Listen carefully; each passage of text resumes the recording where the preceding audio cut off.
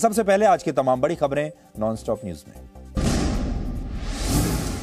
जी news और design box के सबसे बड़े ओपिनियन पोल के मुताबिक पंजाब में त्रिशंकु विधानसभा के आसार बनते दिख रहे हैं। पंजाब में विधानसभा की 117 सीटें हैं और बहुमत के लिए 68 सीटों की जरूरत है। ओपिनियन पोल में आम आदमी पार्टी को 36 से 39 सीटें मिलने की संभावना है। वहीं कांग्रेस को 35 से 38 सीट मिल सकती है। शिरोमणि अकाली दल को 32 से 35 सीट मिलने का अनुमान है, जबकि बीजेपी को 4 से 7 सीट मिल सकती हैं। ओपिनियन पोल में पंजाब के 3 अलग रीजन में दलों की ये स्थिति बनती दिख रही है। माझा की 25 सीटों में से कांग्रेस को 9 से 10 सीटें मिल सकती हैं। शिरोमणि अकाली दल को भी 9 से 10 सीट मिलने की संभावना है। आम आदमी पार्टी को इस रीजन में 5 से 6 सीट मिलने का अनुमान है। बीजेपी को भी यहाँ 1 से 2 सीटें मिल सकती हैं। दोआबा की 23 सीट में से कांग्रेस को 7 से 8, अकाली दल को 9 से 11 और आम आदमी पार्टी को 3 से 4 और बीजेपी को भी 1 से 2 सीट मिल सकती हैं। मालवा की 69 सीटों में से कांग्रेस को 19 से 21, अकाली दल को 13 से 14, आम आदमी पार्टी को सबसे ज्यादा 28 से 30 सीट मिल सकती हैं, जबकि बीजेपी के हिस्से में 2 से 3 सीट जा सकती हैं। वहीं अन्य के हिस्से में भी मालवा रीजन में 2 से 4 सीट जा सकती हैं। जी न्यूज और डिजाइन बॉक्स के इस ओपिनियन पोल में मुख्य टक्कर एएपी, कांग्रेस और शिरोमणि अकाली दल के बीच है, लेकिन स्पष्ट बहुमत किसी को मिलने की संभावना कम है।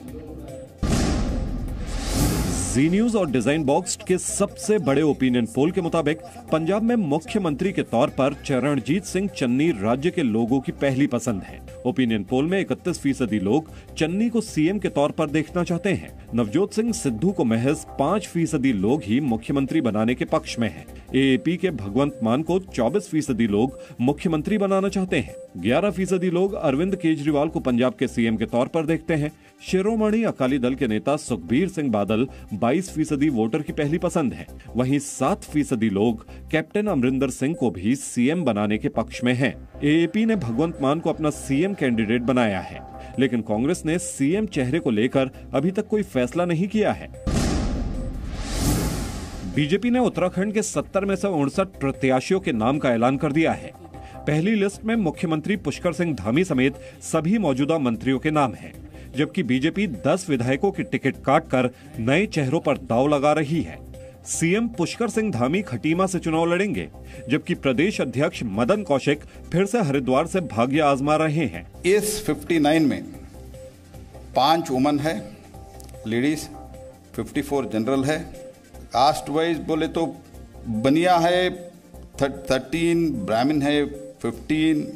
बीजेपी ने गोवा के लिए भी 34 उम्मीदवारों की पहली लिस्ट जारी कर दी है। सीएम प्रमोद सावंत सांखली से चुनाव लड़ेंगे। पूर्व मुख्यमंत्री मनोहर पर्रिकर के बेटे उत्पल पर्रिकर को पणजी सीट से टिकट नहीं मिला। पणजी से मौजूदा विधायक अतनासियो मोंटेसेरेट को ही चुनावी मैदान में उतारा गया है। सूत्रों के मुताबिक बीजेपी ने उत्पल को 2 सीटों का विकल्प दिया है। पहली लिस्ट जारी होने के बाद बीजेपी ने एक बार फिर गोवा में सरकार बनाने का दावा किया। पिछले 10 साल से गोवा में भारतीय जनता पार्टी की सरकार ने स्थिरता और विकास इस मूल मंत्र को यथार्थ में लाया है। उत्तराखंड और गोवा की लिस्ट में कोई चौंकाने वाला नाम नहीं है। दोनों राज्य में 14 फरवरी को मतदान होना है। समाजवादी पार्टी के अध्यक्ष अखिलेश यादव मैनपुरी की करहल सीट से चुनाव लड़ सकते हैं। मजबूत गढ़ माने जाने वाले करहल से समाजवादी पार्टी ने 7 बार जीत हासिल की है। अखिलेश पहली बार विधानसभा चुनाव में उतरने की तैयारी कर रहे हैं। इस बीच अखिलेश ने लोक लुभावन वादों की कड़ी में पुरानी पेंशन व्यवस्था बहाल करने का बड़ा वादा भी किया है। समाजवादी पार्टी ने फैसला लिया है, पुरानी पेंशन व्यवस्था की बहाली होगी जब समाजवादी सरकार उत्तर प्रदेश में बनेगी। अखिलेश के चुनावी मैदान में उतरने के ऐलान से राज्य की सियासत भी गर्मा गई है। यूपी के डिप्टी सीएम केशव प्रसाद मौर्य ने अखिलेश के चुनाव लड़ने की खबर पर तंज कसा है। उन्होंने चुनाव लड़ने का साहस दिखाया, ये मुझे बहुत एक अलग प्रकार से लगा है कि हाँ उन्होंने साहस दिखाया, लेकिन कहाँ गए? मैनपुरी गए। इससे पहले अखिलेश ने कहा था कि वो आजमगढ़ की जनता से पूछकर विधानसभा चुनाव लड़ने का फैसला करेंगे। उत्तर प्रदेश चुनाव में कांग्रेस का समर्थन कर रहे इत्तेहाद मिल्लत काउंसिल के अध्यक्ष मौलाना तौकीर रजा पर उनकी बहू निदा खान ने गंभीर आरोप लगाए हैं। निदा खान ने जी न्यूज से बातचीत के दौरान दावा किया कि तौकीर रजा महिला विरोधी हैं। उन्होंने कहा कि जो बहू पढ़ना चाहती थी उसे सहयोग करने के बजाय तौकीर रजा ने प्रताड़ित किया। जो बहू पढ़ना चाहती थी उसे आप एग्जामिनेशन सेंटर से उठा के ले आए, उसने आपके विरोध करा तो आपने उसे क्या करा? 3 तलाक का वो दिखाया डर। आपने मेरा विरोध करा, मुझे फतवे लगाए। फतवे से आप महिलाओं को डराते हैं। बरेली के आला हजरत खानदान की बहू निदा खान को उनके पति ने 3 तलाक दे दिया था। निदा खान ने ससुराल वालों के खिलाफ प्रताड़ना का केस दर्ज कराया था। साल 2016 से वो 3 तलाक के खिलाफ लड़ाई लड़ रही हैं। पाकिस्तान के लाहौर में एक बम धमाके में 3 लोगों की मौत हो गई। लाहौर के अनारकली बाजार इलाके में हुए धमाके में एक बच्चे समेत 3 लोगों की मौत हो गई। धमाके में 22 लोग घायल भी हुए हैं, जिनमें से 4 की हालत गंभीर बताई जा रही है। ये धमाका लाहौर के भीड़ भाड़ वाली जगह पर हुआ। इस हमले के पीछे प्रतिबंधित आतंकी संगठन तहरीके तालिबान पाकिस्तान का हाथ होने की आशंका जताई जा रही है। कुछ दिन पहले ही पाकिस्तान ने अफगानिस्तान में घुसकर तहरीके तालिबान पाकिस्तान के टॉप कमांडर को मारा था। इसलिए ऐसा शक है कि बदले की कार्रवाई में तहरीके तालिबान पाकिस्तान ने ये धमाका किया है। अमेरिका ने अफगानिस्तान में ड्रोन हमले के दौरान हुई गलती स्वीकार करते हुए उसका वीडियो जारी किया है। अमेरिका ने माना है कि काबुल के रिहायशी इलाके में उसकी तरफ से किए गए ड्रोन हमले में कोई आतंकी नहीं बल्कि 7 बच्चों समेत 10 अफगान नागरिक मारे गए थे।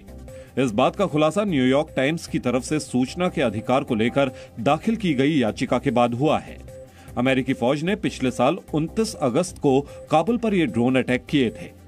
अमेरिका ने दावा किया था कि उसने कार और घर पर अटैक कर इस्लामिक स्टेट खुरासान के सुसाइड बॉम्बर आतंकियों को मार गिराया।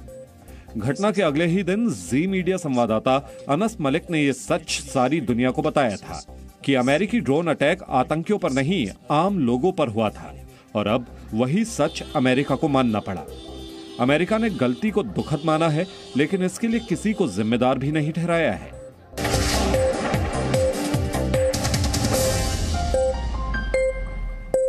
Presenting B News app, available on Google Play and App Store. Download it now.